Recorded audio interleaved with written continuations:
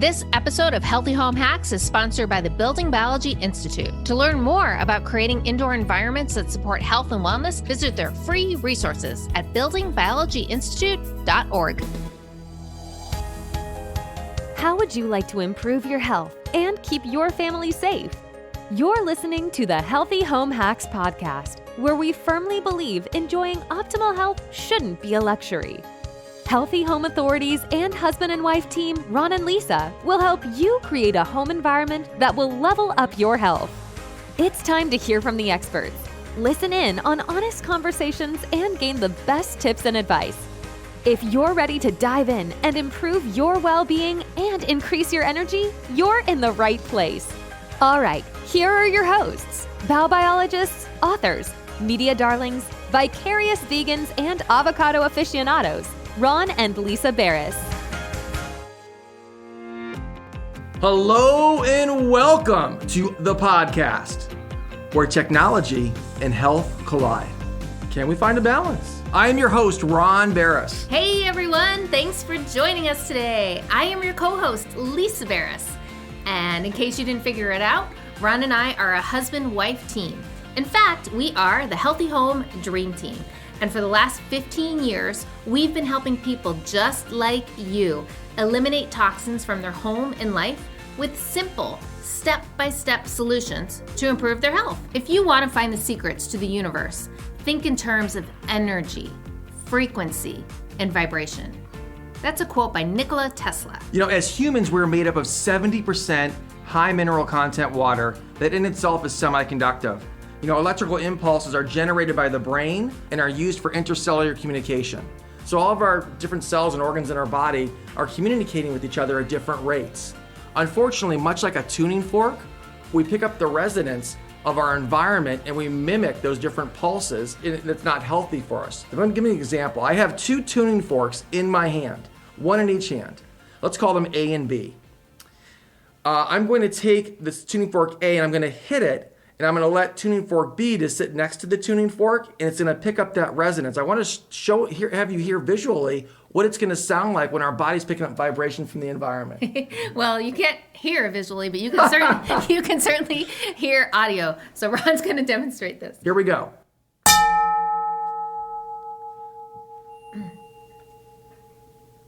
Excellent. So you probably heard the sound of the second tuning fork, which, by the way, never touched the other one that was struck. So as you can see, what you can't see can hurt you. And today we have a very special guest.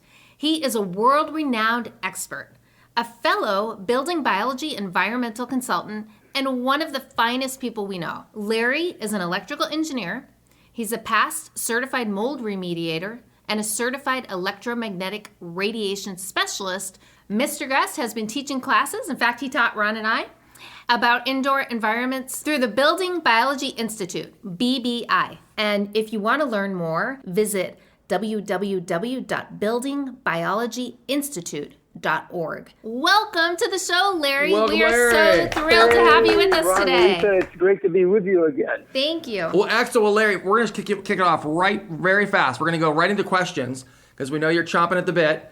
Can you summarize the major environmental concerns that are in a building environment? Sure, Ron, I'd be glad to do that. I mean, they're biologic, chemical, and electrical. We would be concerned about the kinds of materials that we're bringing into our dwellings in terms of building materials or things we bring in after we occupy a home, and whether they give off gases, which are bad for us. We're also concerned about mold growth in houses. A dry house is a safe house. Of course, we're here today to talk about the third thing, which is the electrical issues. Man-made electricity has been shown through numerous studies to be bad for the body. I seem to recall seeing you on the Today Show and checking out a baby crib, and I think there was a baby monitor that you spotted, and that goes hand in hand with that, wouldn't it? It certainly did. I mean, baby monitors are putting the baby at grave risk because the energy in the environment right around in the room, not just at the crib, but the entire room, startlingly high. I mean, there's 5,000 studies or more that show these radiations to be bad for you, Ron. And Larry, speaking of electromagnetic radiation in general, I mean, I think a lot of the listeners today really don't know what that entails. Can you kind of break down for us what those components are and what the differences are? The components of electromagnetic radiation, Lisa, you're Yes, saying? the man-made electromagnetic radiation. Basically, we're dealing with magnetic fields and electric fields, which you have in your house due to the wiring that supplies lights and so forth.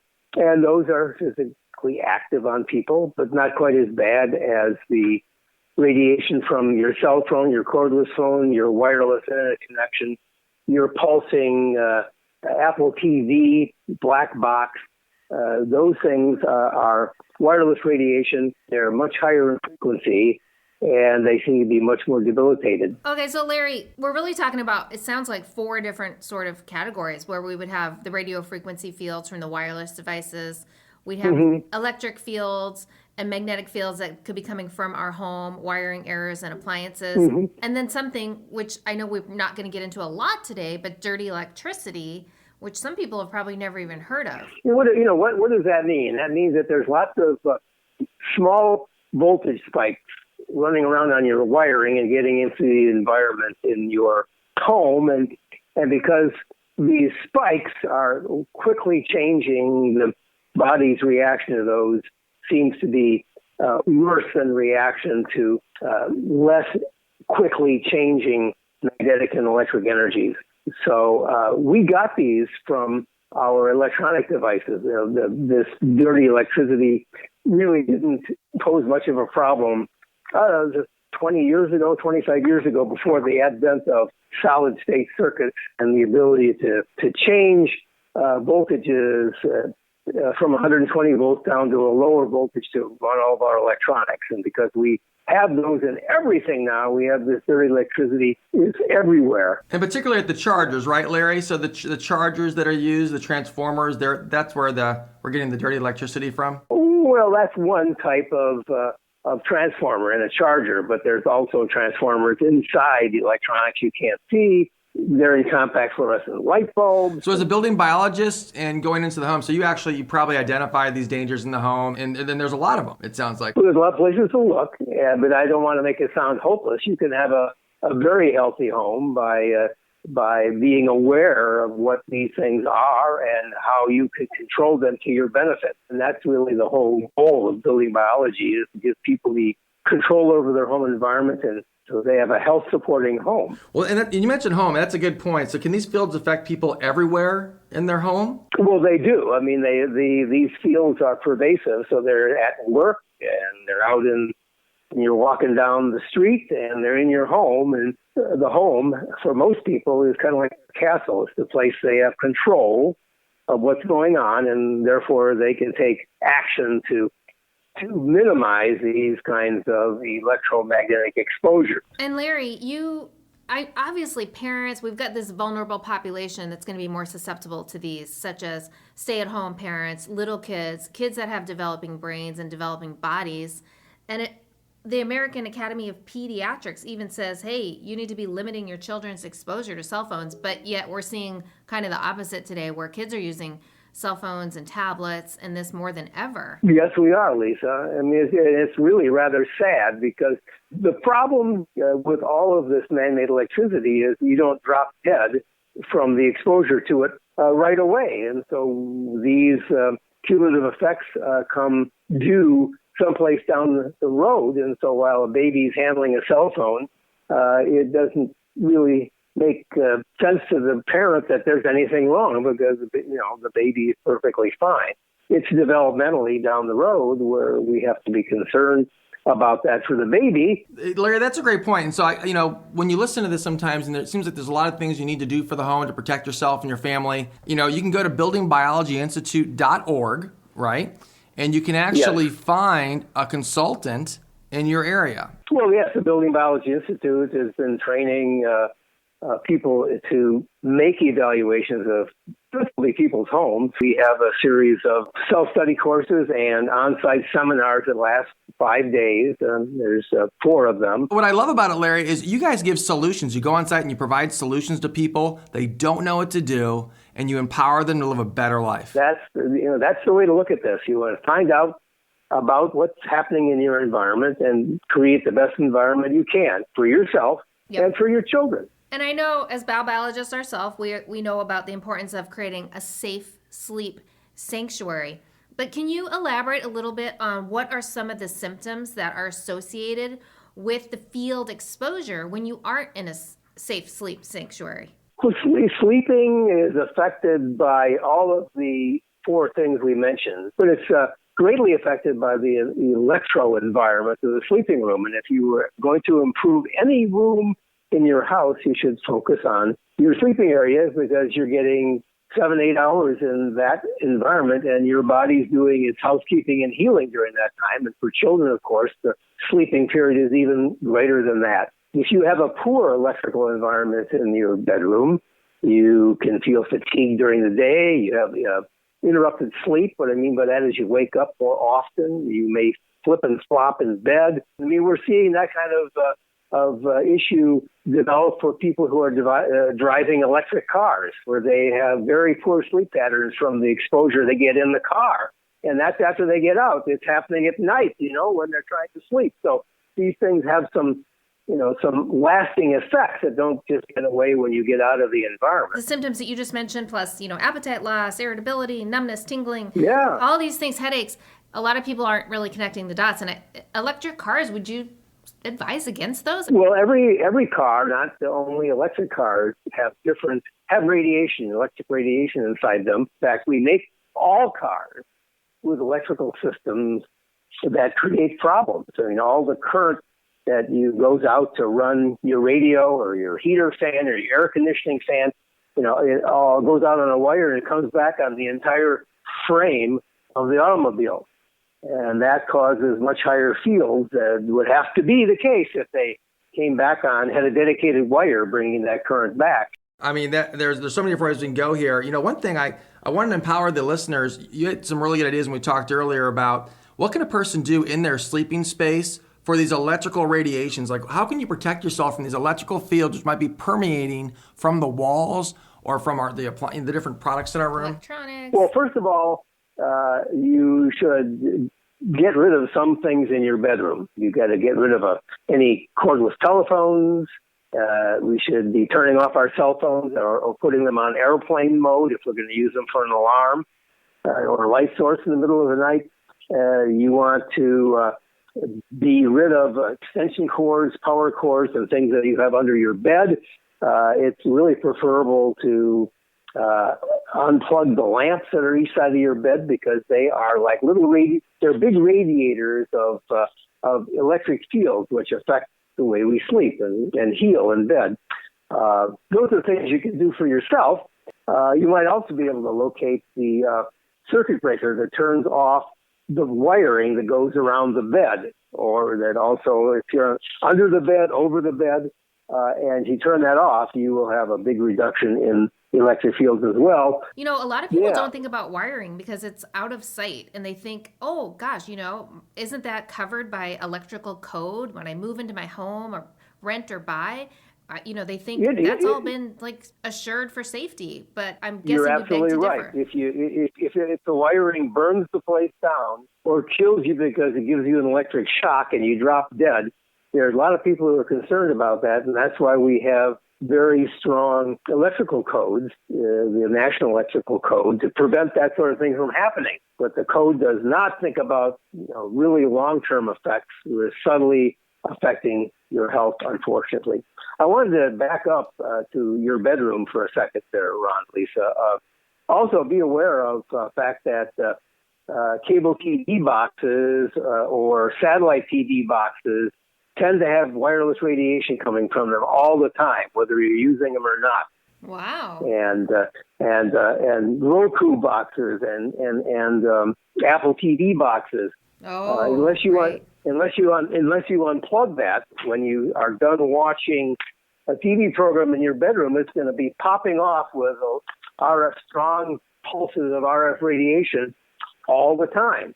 So those are what you're thinking. Once you know that, then you can put it on a power strip with a little switch on it, and when you're done watching, you can flip it off. Yeah, no, it's great, and it's just such an important topic and such an important thing that, you do and the Institute for Building Biology does to bring awareness to so many of these issues that people just don't pay attention to and don't, especially with the symptoms we talked about, may not associate their symptoms to these issues. One question I had, Larry, so you were instrumental. You probably didn't realize this, but several years ago when we got introduced to building biology, we had an alarm clock which we thought was just made to protect us from electrical fields. It was like a low EMF alarm clock that we spent a lot of money on. And you actually came. You came to our house, and you probably don't remember because you've done this 10 million times.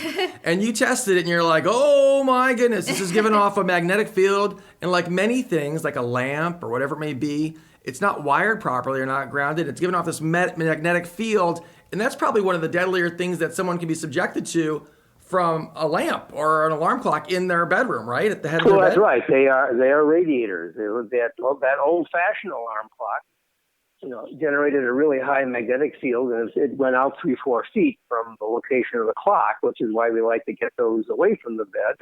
Mm-hmm. I mentioned earlier, unplugging the lamp or having an outlet switch on it that you can turn it off, because it's a big radiator as well. Those are things, those are easy things people can do for themselves. They can make a list of these things we're talking about on the podcast today. Make a list of them as we talk about them, and then, every weekend, check one off. Do the thing we're telling you to do, and get that out of your life. And then, you will have a better environment then. And as you go through this weekend after weekend, you will eventually achieve a big improvement in your sleeping environment. Yeah, that's a great point. And Larry, if somebody can't hire a building biologist or doesn't have one in their city, what are some measurement tools, like DIY tools, that you would recommend for the average, mom even, or homeowner, that they could do some testing to get started? Well, there's a number of lower cost instruments. They're listed on my website. If you go to my website and go over to resources, you're going to see EMF measurement equipment there, and you can look at the different kinds that are there and choose. The unfortunate thing, I suppose, about measurement equipment is that these energies vary so drastically in the level that they vibrate at, that you need a separate instrument to measure each one of them. So right. Magnetic fields are separated from electric or separate from RF, but you can get one of those instruments at the lower end. I mean, like $150 for electric and magnetic together, and two instruments in one, and then the RF about $180. So you would be pretty well equipped at that point to do your friends and your family and your bedrooms and your neighbors and scare all your family members, right? Well, you could be a savior. I mean, that's right, of course. So you could. I mean, there's a story that happened in Marin County a couple of years ago now, but a neighbor had a magnetic field meter, and he was going around the neighborhood, and he went into this one place, and it was a 4-year-old. She was having really rectal bleeding, lethargy, wouldn't eat, couldn't sleep, and none of the medical tests showed there was anything wrong with it. This guy went into her bedroom, and there was an 80 milligauss magnetic field in her bed, and that's a huge number. That's very high. I mean, normally these fields are under 1, so this is 80 more times. Wow. And then they went out in the play yard, and there was an 80 milligauss field in the play yard. It was due to a wiring error. We won't get into that. Wow. They moved her out of that room, and then she recovered in about a month from all of these symptoms, and then they had an electrician come in and fix the problem. They could move her back into the room. So, what you can't see, smell, or hear, could harm you or your children, and you can get a meter that you can look at it. Cheap insurance, I think, Lisa, right? Yeah, I agree. Hey, get it for Christmas presents for your family and friends. We're an electromagnetic society. Everything we got runs on electricity, and it's, rather than being uninformed about this, you get yourself informed so you can use them smartly. And to plug your website, where people can go to find those resources for those instruments, is www.gustenviro.com, and that's gustenviro.com. Larry, You have been so amazing. No surprise there. You're always such a wealth of knowledge and such a brilliant person. It was so fun to have you with us today. Thank you for being here. And I want to leave the listeners with one quote before we go. If you think you're too small to make a difference, try sleeping with a mosquito. The Dalai Lama. Absolutely. Larry, you do such a good job of talking about all the different various parts of our home that might be dangerous for us to be in and giving us solutions to make us live a stronger, healthier life. And it's beyond just 5G, but it can be in other things in your home like you talked about today. And thanks for sharing that. My pleasure, Ron. Thank you for joining us today. We hope you've learned so much and you get started at making simple changes in your home that can lead to huge health improvements in your life. So head on over in the meantime to the Institute's website at buildingbiologyinstitute.org. This episode of the Healthy Home Hacks podcast has ended, but be sure to subscribe for more healthy living strategies and tactics to help you create the healthy home you've always dreamed of. And don't forget to rate and review so we can continue to bring you the best content. See you on the next episode.